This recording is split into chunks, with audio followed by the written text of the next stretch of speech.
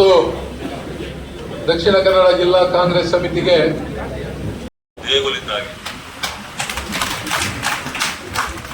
ನಾನು ಮೊದಲ ಬಾರಿಗೆ ಎಸ್ ಸೆಕ್ರೆಟರಿ ಆಗಿ ಸೆಕೆಂಡ್ ಟೈಮ್ ಕೂಡ ನಾನು ಬಂದಿಲ್ಲ. ಮೊದಲ ಬಾರಿ ಎಸ್ ಸೆಕ್ರೆಟರಿ ಹಾಗೂ ಇವಾಗ MLC ಆಗಿ ಬರುವಾಗ ಮೊದಲ ಬಾರಿಗೆ ನಾನು ಬರುವಾಗ ನನ್ನ ದೇಗುಲ ಕಾಂಗ್ರೆಸ್ ಕಚೇರಿಗೆ ಬರಬೇಕು, ಅಧ್ಯಕ್ಷತೆ ಮಾತಾಡಬೇಕು ಅಂತ ಅಂದ್ಕೊಂಡಿದ್ದೆ. ಇಲ್ಲಿ ಬರುವಾಗ ಇದು ಅಭಿನಂದನಾ ಕಾರ್ಯಕ್ರಮ ಅಂತ ಆಮೇಲೆ ನಿನ್ನೆ ಅಧ್ಯಕ್ಷರ ಇದು ನೋಡ ಗೊತ್ತಾಯಿತು. ನಾನು ಹೇಳಿದೆ ಎಲ್ಲರಿಗೆ ಈ ಹಾರ ತುರಾಯಿ ಬೇಡ, ಕಟೌಟ್ ಬೇಡ, ಆದರೆ ನಮ್ಮ ಸ್ನೇಹಿತರು ಮಾಡಿದ್ದಾರೆ, ನನಗೆ ಕಸಿವಿಸಿ ಆಗಿದೆ.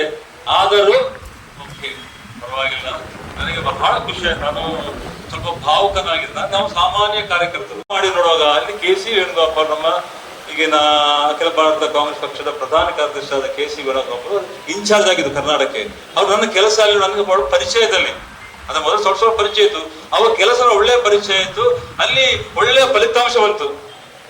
ಇಲ್ಲಿ ಆಗ ನಾನು ಜನರಲ್ ಸೆಕ್ರೆಟರಿ ಆದ ನನ್ನನ್ನು ನೇರ ಸೆಕ್ರೆಟರಿ ಮಾಡಿದೆ. ಅವ್ರು ಹೇಳಿದಲ್ಲ, ಈಗ ಇವ ನೀವು ಮಾಡಿದ ಕೆಲಸ ಪರಿಶ್ರಮಕ್ಕೆ ತಕ್ಕ ಫಲಿತಾಂಶ ಲೇಟ್ ಆಗ್ಬೋದು.